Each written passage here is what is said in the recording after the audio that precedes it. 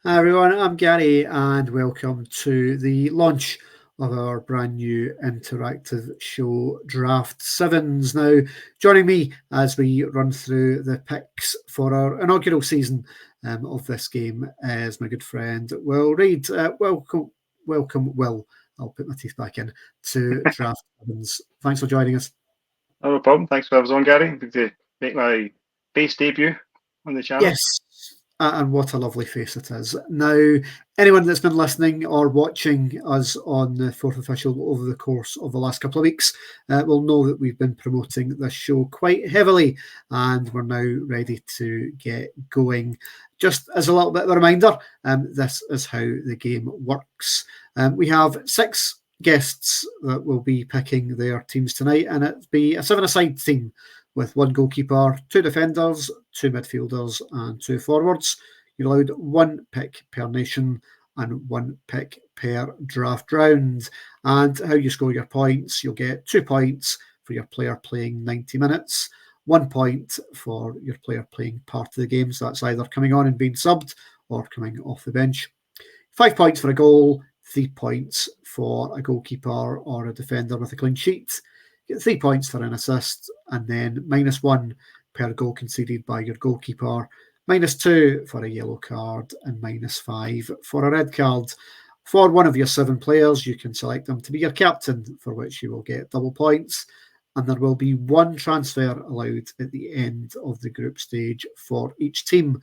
Now, that needs to be someone that is still available and not picked on the draft. So that's how the game works. Anyone that tuned in last night will have seen we did the draw for the pick of the draft order. My good friend Colin McDuff from the Gallant Few podcast got the honour of picking first. Then Stephen Wilson, whose loving format that we have adapted for this show, was pick number 2. It was number 3 in the draft order. Then it was Will. Then we've got a couple other usual contributors. So Mitch in position number 5. And then from the Rangers Journal, the good friend Ross Graham picking 6th. So we recorded this about an hour ago, folks, but a few technical problems prevented us from being able to share that stream. But what I can now do is, along with Will, run through those draft picks for you all to see, and then you will get your own opportunity to pick your own teams and pit your wits against the Fourth Official pod squad. So for round 1, the draft board looked like this. So Colin picked Kylian Mbappe first up. Then Stephen Wilson picked Harry Kane.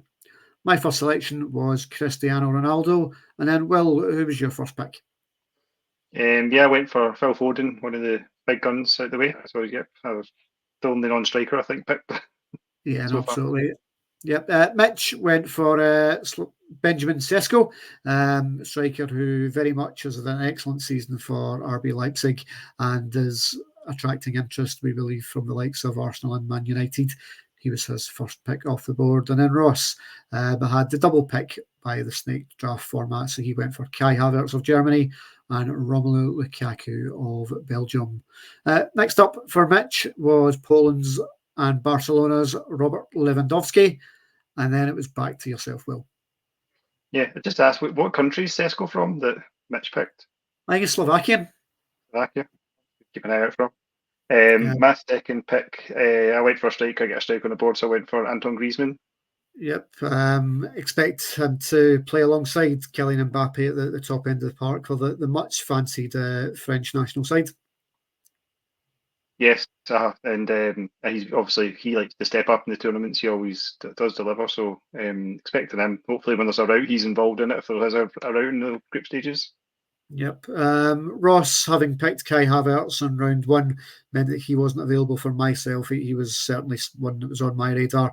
So my next pick was Florian Wirtz, the German midfielder, very much a kind of wide forward.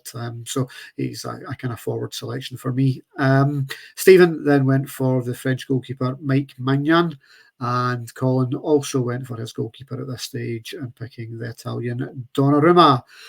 When round 3 came back round, it was back to the top, and Colin went for potential Ballon d'Or candidate for the year, Jude Bellingham. And Stephen went for Virgil van Dijk of Holland and Liverpool. And my next pick, in the middle of the park, Barcelona and Spanish midfielder Pedri. And then it was back to yourself, Will. Yeah, so I got my goalkeeper picked there. I've seen a few of them were ticking off the list, so I panicked a bit. So Diego Costa from Portugal, I went for. Should be a pretty solid pick. I expect Portugal to do quite well in the tournament. They've got quite a good group as well, so hopefully they'll hopefully keep clean sheets. That's the plan. Yeah, that sounds good. Also picking his goalkeeper at this stage was Mitch. He went for the Belgian Cohen Casteels, and then it was back to Ross for a double pick, and he went for the 1-2 shot of Bruno Fernandes of Manchester United in Portugal, and then ex-Man United striker Memphis Depay, who will be looking to try and certainly get some goals for the Netherlands in this tournament. Mitch then went for his centre-back, and he went for Sutalo of Croatia, and that was back to yourself, Will. Just going back onto Mitch's team, I think that was a good shout he made on the live stream earlier, that Casteels is actually number 1 for Belgium and Courtois is not going to be the first pick. Yep. Didn't know that. So but obviously I think Courtois was brought in for the Champions League final and ahead of the Ukrainian goalkeeper. What was his name? Lunin. But I thought that was a good bit of information there, just to obviously other people picking their fancy teams, that Courtois is not going to be number 1 in case anyone's thinking about picking him. Yeah, back to my team. I went for Leandro Trossard in midfield, ahead of De Bruyne. I think, but I just think there's a good chance he'll score some goals. De Bruyne might assist him, but I think he might score from midfield, give me some points. Yep, good shout. I went then for my first defensive pick, and William Saliba, Arsenal and France, especially fancying France to go quite long in the tournament. Saliba pretty much ever present for Arsenal last season, very strong, and he should play pretty much every minute of every game for the French. Stephen then went for Rafael, the AC Milan striker, who will be looking to bang the goals in alongside Ronaldo and maybe the other Portuguese striker that didn't get off the draft board. Slight spoiler, Diego Jota. And then Colin had his double pick, Jonathan Tah, and the Spanish midfielder Rodri. Stephen then went for the first Scottish pick of the draft, Captain Andy Robertson. And then my goalkeeper was Jordan Pickford. Well, next up for yourself, you went defensive. Yes, so I decided I was going to pick a Spanish defender, but it was either between the Leverkusen defender Orlando Grimaldo, but I went for Danny Carvajal for the more kind of reliable defender there, because I'm not sure if Grimaldo's going to play every game, but I think Carvajal would be, so you would expect so.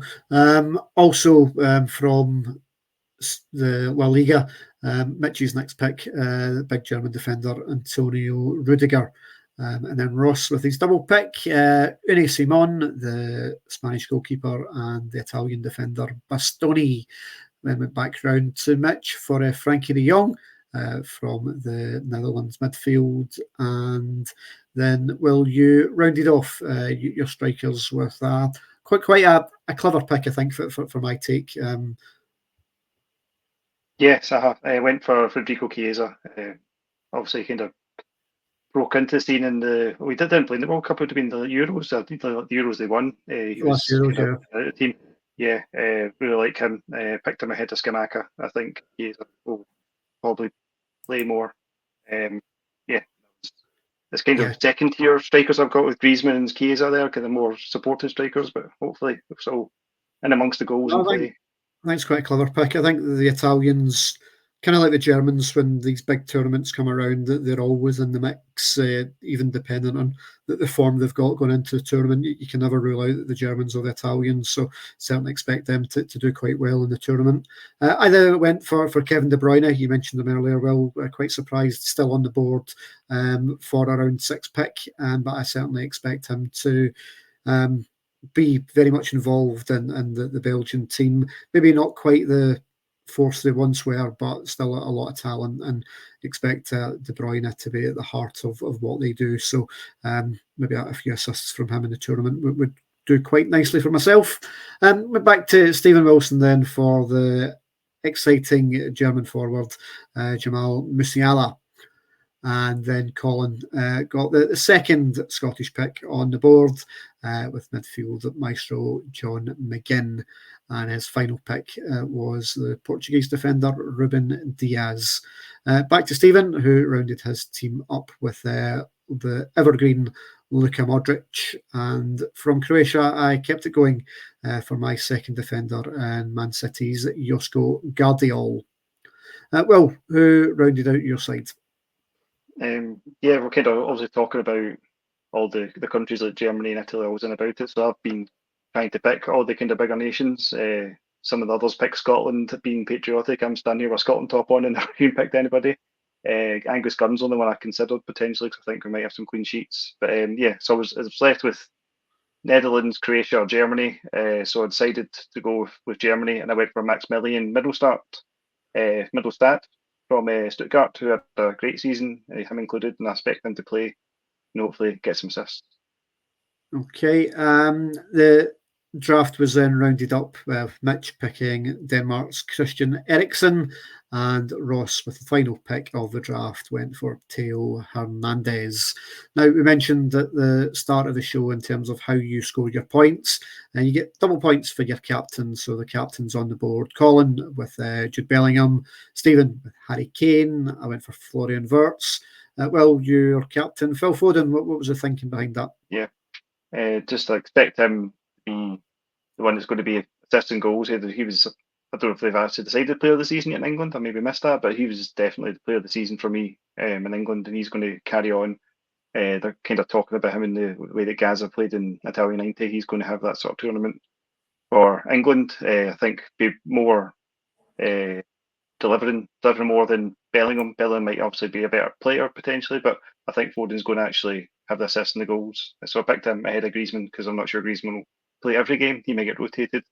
Expected Foden to play more and contribute more. Yeah. Certainly that French side and squad is stacked, so plenty of options for them going forward. You like Kolo Muani up front as well, and so lots of options I think for France. So possibly a little bit of rotation. Can't quite see Mbappe dropping out, so it may well be Griezmann that doesn't play quite so much. Mitch's captain was Antonio Rudiger, interestingly, and Ross went for Bruno Fernandes as his skipper.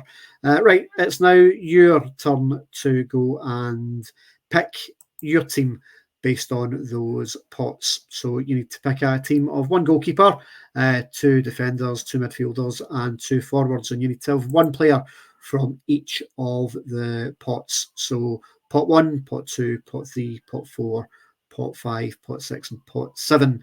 I'll put those pots up on the stream so that you can pick from them. You've got until midnight on Thursday night to pick your team. You can either select it here in the thread on the YouTube channel or on our Patreon, or you can find me on X or Twitter, GazPop81. The winner of our Watchers League will get promoted into the main league for season 2 of Draft Sevens, which will kick off next season once the league starts in both England and Scotland. So this, let's just call it your starter for 10 across the Euros to see how you all get on with a bit of interactive fantasy fun across the Euros. For the tournament itself, Will, something you're looking forward to? Who's your pick for the overall tournament? I mean, I'm not too sure about the Germany team, but I just expect them as the home nation to kind of, they've obviously got quite a straightforward group, so they'll kind of ease themselves into it. So I think when I did my predictor, I end up with a Germany-France final. France beating England in the semis. Can't remember who Germany had beat, but I had Germany, host nation, going through to win it. Just by your host nation, and Germans always seem to find a way as well. Beating a strong French team. That's the way I see it going. About yourself? You can never rule the Germans out. I just think France look incredibly strong from back to front. So many options for them. I think whoever wins the tournament will have to get through France. I think they're my pick. But I think slight outsiders. I think Spain could surprise a few teams. I think that they've got There's a lot of talent within their squad. I think Morata always comes round in these sorts of tournaments and gets goals. So yeah, I think Spain could do quite well in it. But you know what, way, just looking forward to some proper football again. It's not been that long since the season finished, but it feels as if it was a long time ago. So looking forward to seeing some games over the course of the next few weeks, and then obviously the proper stuff starts back up again in August. And the Euro certainly will fill that gap and keep us interested for the next 4 or 5 weeks. So yeah, big thank you to Will for jumping back on and talking through some of the points from earlier's kind of live launch. Apologies for the technical problems if you tuned in at 8:30 to watch it live. Hopefully you'll be able to follow this and pick your team and join us. Until the next time I speak to you here on the Fourth Official, thank you for watching. Goodbye.